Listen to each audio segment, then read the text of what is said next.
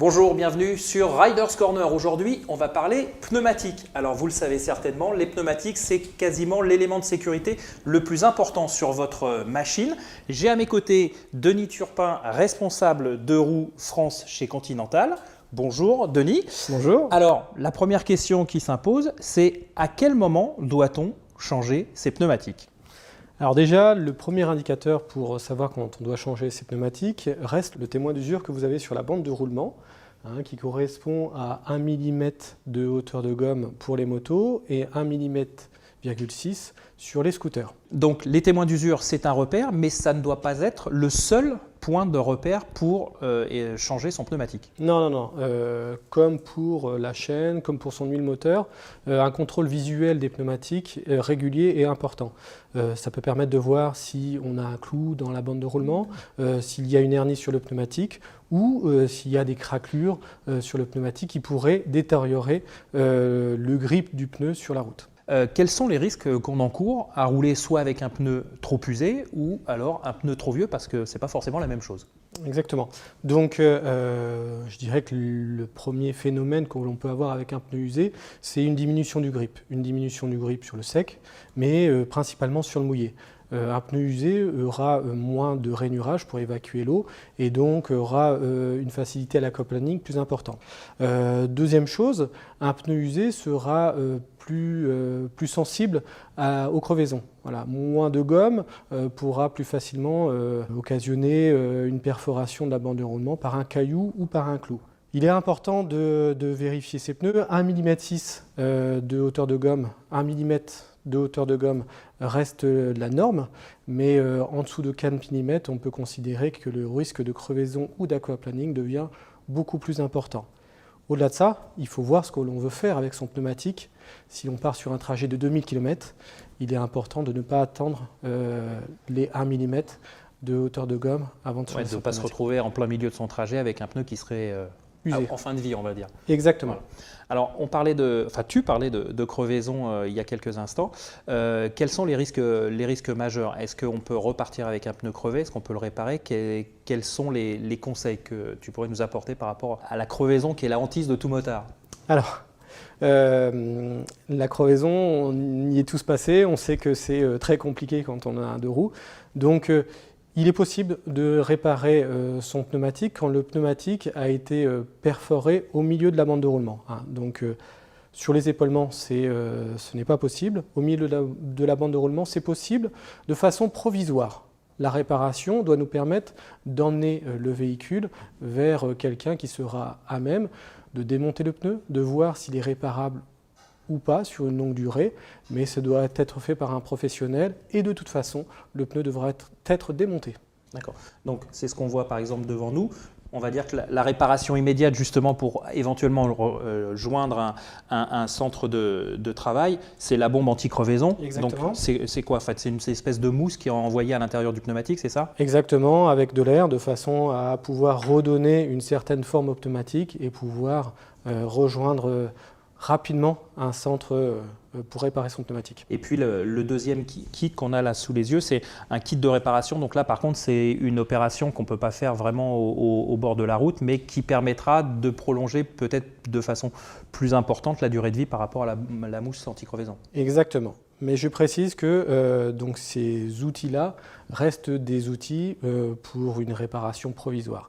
Il est hyper important de montrer son pneu à un professionnel. Seul le professionnel pourra dire voilà, si le pneu peut vous procurer de la sécurité au roulage ou pas. On parle de changement de pneus. Généralement, qu'est-ce qu'il faut faire? Est-ce qu'on est obligé de changer ces deux pneus en même temps ou est-ce qu'on peut dissocier l'avant de l'arrière, puisqu'on sait que l'arrière normalement est soumis à plus de sollicitations que l'avant? Alors on n'est pas obligé de changer les deux pneus en même temps. On part toujours du principe qu'il est important que l'arrière ne pousse pas l'avant de la moto. Voilà. Donc on considère qu'il vaut mieux toujours avoir un peu plus de grip à l'avant qu'à l'arrière. Mais on peut changer éventuellement son arrière sans changer son avant ou son avant sans changer son arrière. L'important est d'avoir un bon équilibre sur le véhicule. Et il faut évidemment, j'imagine, conserver peut-être pas la même marque, mais en tout cas le même profil. Le même profil, la même carcasse. Si on a du radial à l'avant, il est impératif de garder du radial à l'arrière.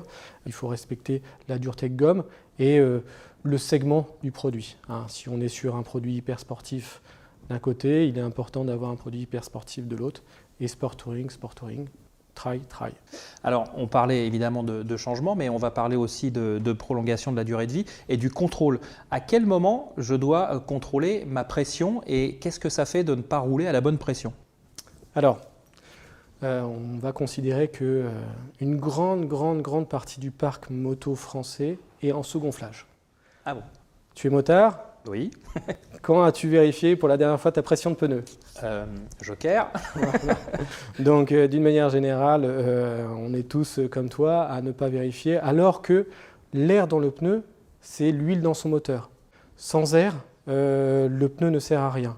Il va rouler en sous-gonflage, on va avoir des problèmes occasionnés par rapport à ça, et une durée de vie nettement diminuée. Donc, concrètement, c'est quoi? C'est une fois tous les 15 jours, une fois par mois? Est-ce que si je roule souvent, je dois la contrôler souvent? Est-ce que si je roule pas vraiment tous les jours avec ma moto, je dois la contrôler un petit peu moins souvent? Quelle est la bonne posologie?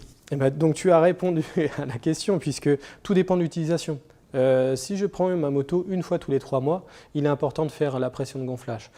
Obligatoirement, la jante, la valve, le pneu peut avoir des pertes de pression. C'est logique, ça. C'est pas un défaut du pneumatique, c'est avec le temps, on perd forcément un peu de pression. On risque de perdre. Et la perte de pression ne vient pas que du pneumatique. Nous avons 3 éléments associés, qui restent le pneu, la jante et la valve. Donc ces 3 éléments mis ensemble peuvent occasionner une légère perte de pression qui peut être de 200-300 grammes sur un an. Donc c'est pour ça qu'il est très important de pouvoir vérifier sa pression. Si je l'utilise tous les jours, suivant le temps qu'il fait, suivant la température, ma pression ne sera pas la même. Donc c'est pour ça qu'il est important de pouvoir vérifier sa pression de gonflage. Alors, cas concret, est-ce qu'il est plus contraignant pour le pneumatique de rouler sous-gonflé ou de rouler trop gonflé? Alors à choisir, je préférerais rouler surgonflé. Le pneu et la moto réagiront mieux sur un surgonflage que sous un sous-gonflage. L'idéal reste quand même d'avoir une bonne pression dans le pneumatique. Et quand je dis surgonflage, ce n'est pas un surgonflage de 1 kg, c'est un surgonflage de 150 à 200 grammes. La pression, elle se fait à chaud ou à froid? La pression se fera tout le temps à froid. C'est le facteur important lorsque l'on met de la pression dans son pneumatique.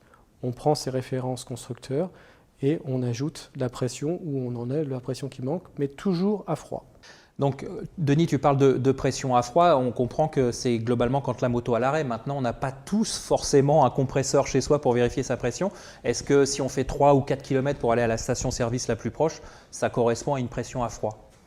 Alors, on considère qu'au bout de 800 mètres à 1 km, notre température de gomme arrive aux alentours de 50-55 degrés de température de gomme. Cette température de gomme monte relativement vite, mais baisse aussi relativement vite. Lorsque l'on arrive à la station, on attend 1 minute à 2 minutes et ensuite on fait la pression. Et comme je te disais tout à l'heure, il vaut mieux mettre un tout petit peu plus de pression de gonflage qu'un tout petit peu moins. Alors quand on dit pression à froid, quels sont les problèmes justement si on le fait quand le pneumatique est chaud? C'est-à-dire qu'on va avoir une mauvaise indication de la pression dans le pneu quand il est chaud, c'est ça? Exactement. On va dire que c'est de la physique. Avec la chaleur, le volume d'air dans le pneumatique a tendance à augmenter et donc la pression dans le pneumatique augmente du même fait. Donc c'est pour ça qu'il est important de faire redescendre la température de son pneu pour avoir une base correcte. Alors, juste une autre chose, en parlant et à la fois de pression et à la fois d'usure, si on roule seul ou en duo, on n'aura pas forcément les mêmes pressions, on n'aura pas forcément le même niveau d'usure sur un pneumatique? Alors, la pression donnée par le constructeur est une pression indicative. Voilà. Donc si on part en vacances avec un passager, une passagère, des bagages, le poids sur la moto sera complètement différent.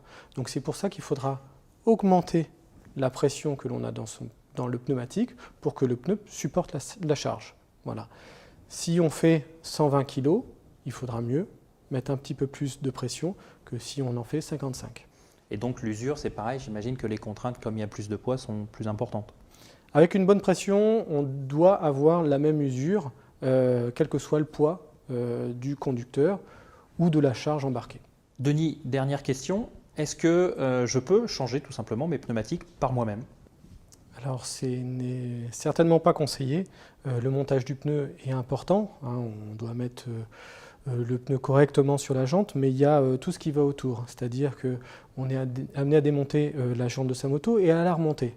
Donc à ce moment-là, il faudra monter correctement le disque dans les plaquettes, il faudra éventuellement vérifier les systèmes ABS, retendre la chaîne, repositionner la jante correctement dans le bras oscillant. Donc toutes ces opérations de sécurité sont hyper importantes.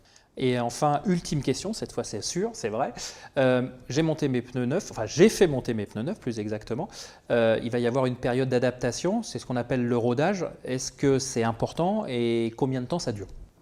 Alors, il y a le rodage du pneu et le rodage du pilote. Concernant le rodage du pneu, aujourd'hui les pneus sont entre guillemets pré-rodés. Vous avez, vous voyez, un aspect chez Continental rugueux du pneumatique, ce qui permet de ne plus avoir les 60-70 km de rodage de pneus. Lorsque l'on vient de changer son pneu, on part sur un pneu neuf. On avait un pneu usé, le comportement de la moto sera différent. Donc il y a un léger temps d'adaptation. Hein, on va plus facilement rentrer dans le virage, la moto sera beaucoup plus maniable. Donc il faut aussi que le pilote puisse s'adapter à ce nouveau comportement de véhicule. Merci Denis. Voilà, vous savez quasiment tout maintenant sur les pneumatiques et surtout comment surveiller leur usure. On se retrouve très prochainement pour un autre volet pneumatique sur Riders Corner.